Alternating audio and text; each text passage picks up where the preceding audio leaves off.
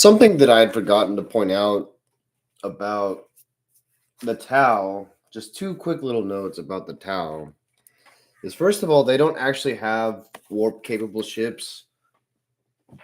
And I'm not exactly sure what that means.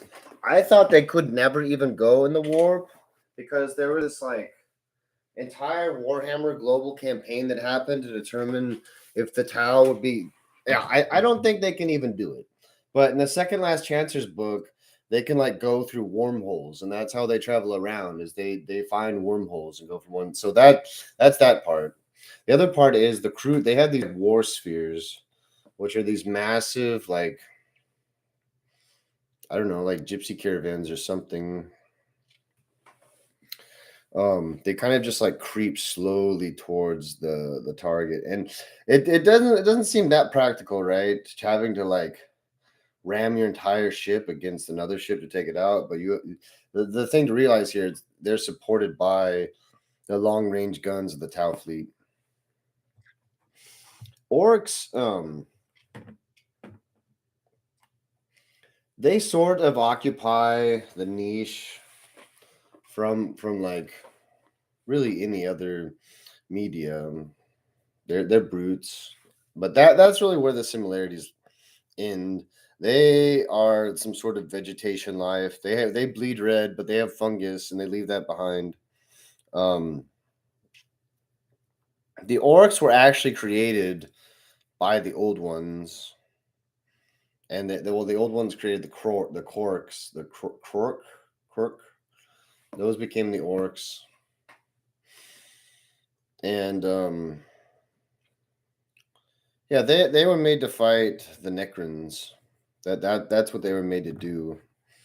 And I mean they're pretty good at it, but the only problem with the orcs is you can't really like.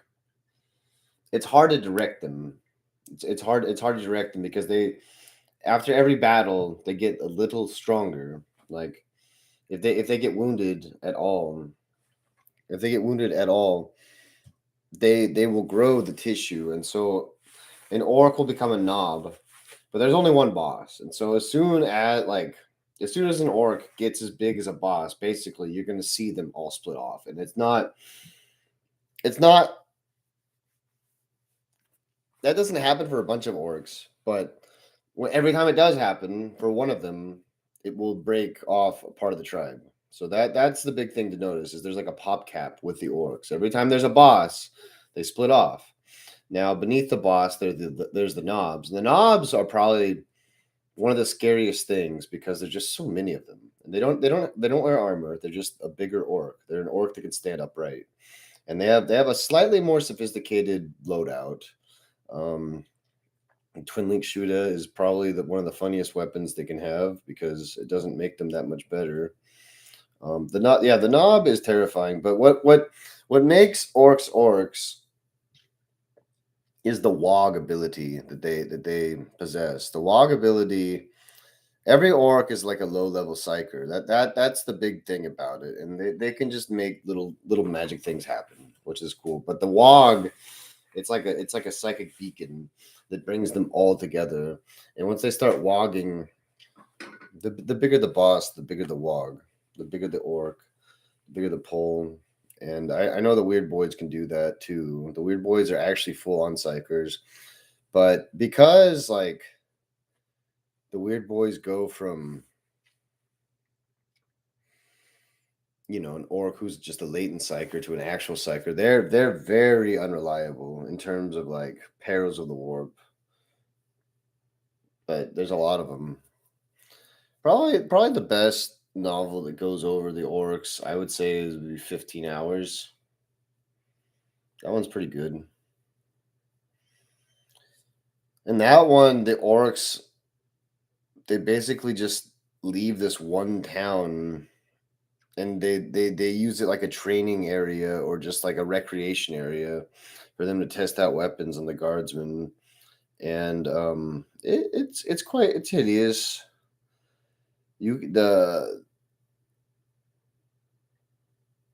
They're all like really genetically compatible. So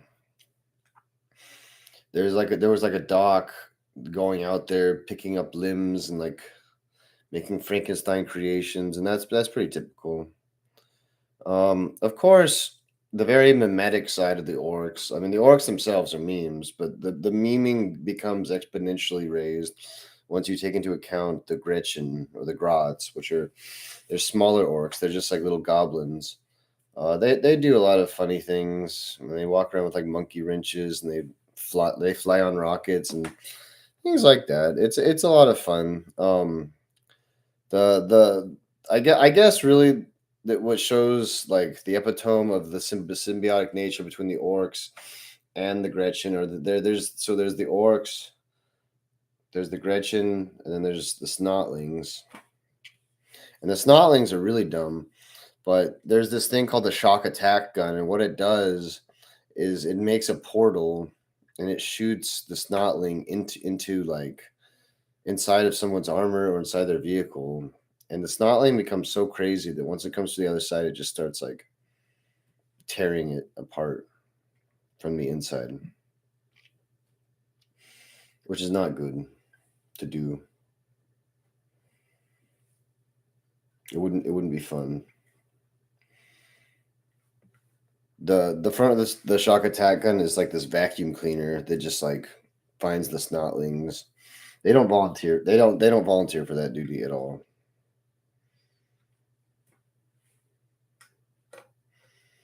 Probably the best orc animations or the best depiction of them I've ever seen ever is on Battlefleet Gothic 1. I think there's like a cartoon or something, and it's fantastic. They sing songs and they're swashbuckling. Yeah, orcs have like a really high meme nature, and they might be they might very well be the protagonists of 40K just because they seem to have a good attitude. Orc players are by far the funnest to play with ever in the game ever.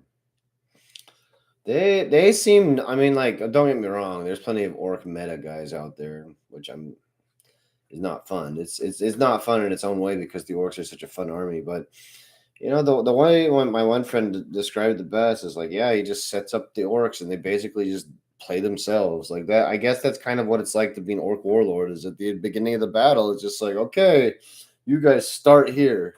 What are you guys gonna do? Like, well, we're gonna go up to them and we're gonna go up to them and chop them good.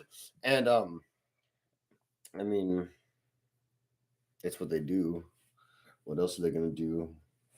Take pot shots? Um, yeah, this one battle, it was pretty great. It was pretty great. It was like a Necron force. It was a Necron force and an Orc force versus my Space Marines, my friends' Orcs, and it was probably the best game of 40K ever because like the other guys, they just ran these truck boys up and charged the truck boys out, and they charged my buddy's knobs, and the knobs just butchered every single truck boy that came out, and then just like disassembled the truck with their choppas or their big choppas and their. So that happened, and like basically all my Chaos Space Marines had to do was just like stay right behind the orc tides and just shoot at the other orcs and stuff. But then like at the back, there was this like the destroyers got also dismantled too. Sometimes by strayed orc shooter shots, sometimes just by charging knob squads. And in the midst of the battle, the enemy Necron leader, like he came up with his like pariah or his immortal guards or whatever, and like he teleported right in front of the war boss, my friendly war boss, and like right after he, I think, destroyed him, freaking monolith. Just all the power claws just like scraped into the living metal, and they just like started ripping out the rivulets and drops far quicker than like it could self repair. And you could guess what happened to that Necron Lord. I'll give you a couple guesses, but you won't need many. So that brings us to the Necrons. I've gone through their lore quite a bit. But basically, the old ones elevated them, and then exiled them, and they're like, okay, we're gonna go to war with the old ones. And there was the old Kron lore, where basically the Catan were their gods, but then they changed it. So now they basically killed their gods, and now they use their gods to like power their machines, which just got a little bit better.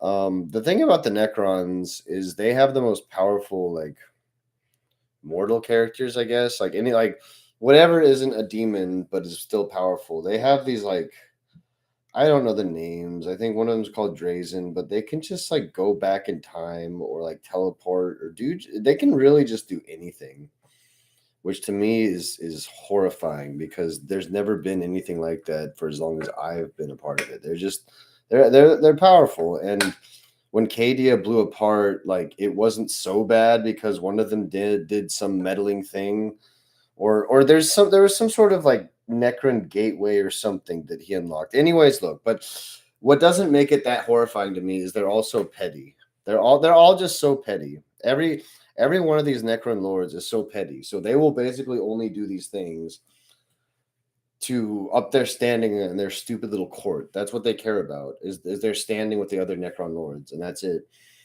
Which makes it really interesting, I guess, because that's what that's what their downfall is, right? Is that their hubris, the fact that like they're just to them it doesn't even matter that they're that powerful, and it makes me horrified. The Necrons have Gauss weaponry, and I'm not too sure how it works now, but the way it used to work is like they would like the squad of like 20 warriors would just like converge their beams, and the beams would just annihilate really anything they touched. Once that thing happened for the most part. Um Yeah, the Gauss weapons were suitably hideous. The Necrons used to have a very uniform force. Like it was just like many warriors and a monolith. And like, oh yeah, we'll just throw it. Like there's destroyers too. They'll just like zip around and stuff. They're heavy destroyers, but I could see the merit in having a light weapons platform zipping around. Um,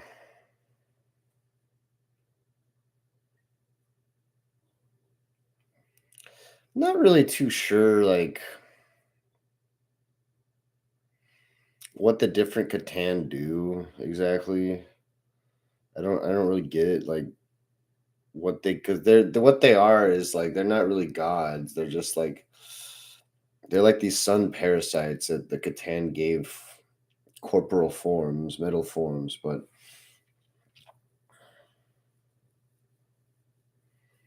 I'm just not too sure. There's another book that I'm just not too sure about.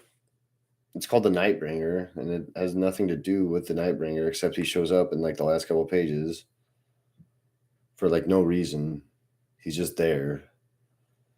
Like it if you just took the Nightbringer out of the Nightbringer book, it would change nothing. I think it might even make it better. I don't know. Um he slashes Pausanias, and Pausanias's arm becomes like metal.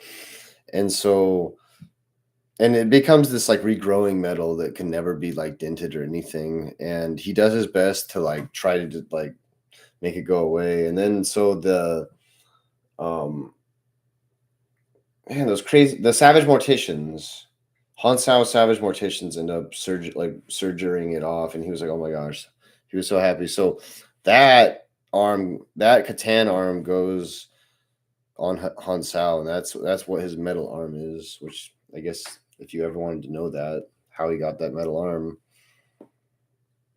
it's a game of hot potato with a limb.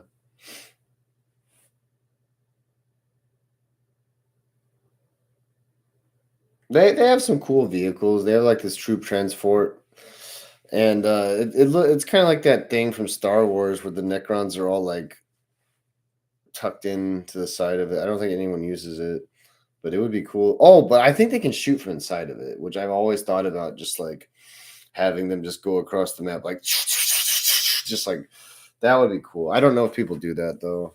It might not be viable at all. Necron players, I haven't met many, but I will say that they seem really inclined to actually like learn the lore, and they seem they've stuck by their crons thick and thin, and they've been patient. And I really was against the new Crons, but see the reason why that you have to go with the new Crons, and you'll see this shift with at least one or two other races that I'm thinking of already, is like the new Crons you can actually like reason with a bit, just a little bit.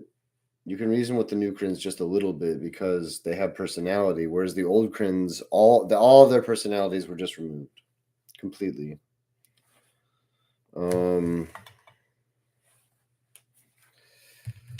I'll see if there's anything that resonates me in the picture book.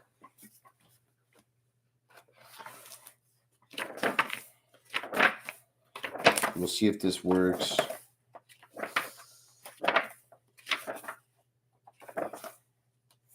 Oh yeah, something was really cool that the Orks have, I think, are the Killicans. I like the Killicans.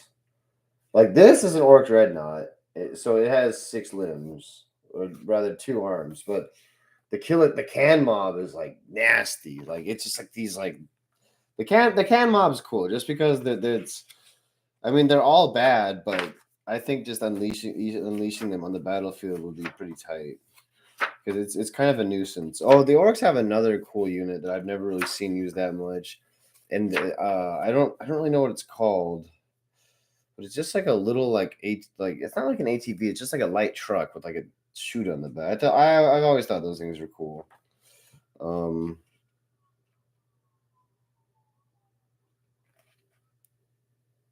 this guy has like a collection of.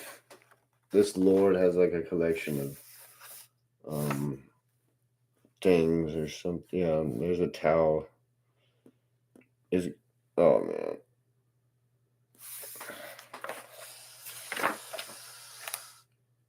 This force more or less like resembles the old Kryn force. The monoliths are definitely one of the most recognizable like units. The monoliths are definitely one of the most recognizable units.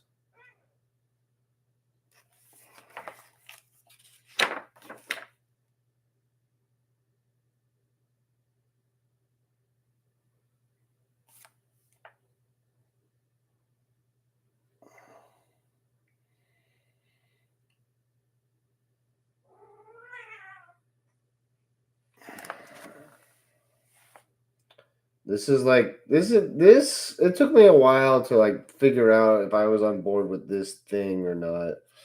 It's like the new monolith thing.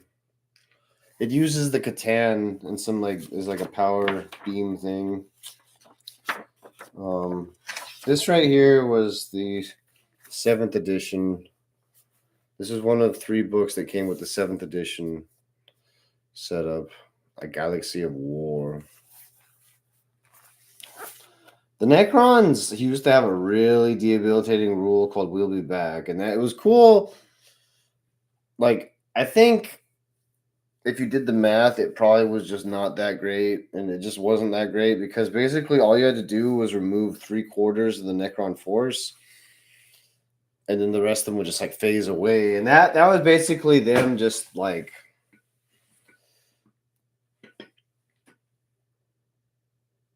It's like a failsafe or something.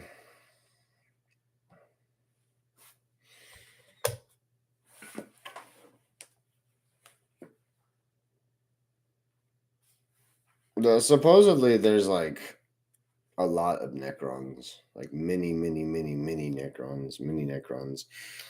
The whole reason that they're Necrons is they were once the Necron tier, but they were convinced to take these metal forms so that they could escape the destroyer plague.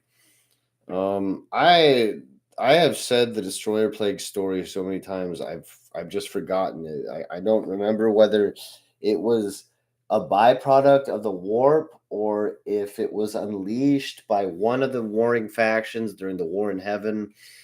It's gotten to that point now where my own memory is just a copy of a copy of a copy, but it I guess that's sort of reminiscent of the theme at play here in the 41st millennia, that it's really hard to know the truth.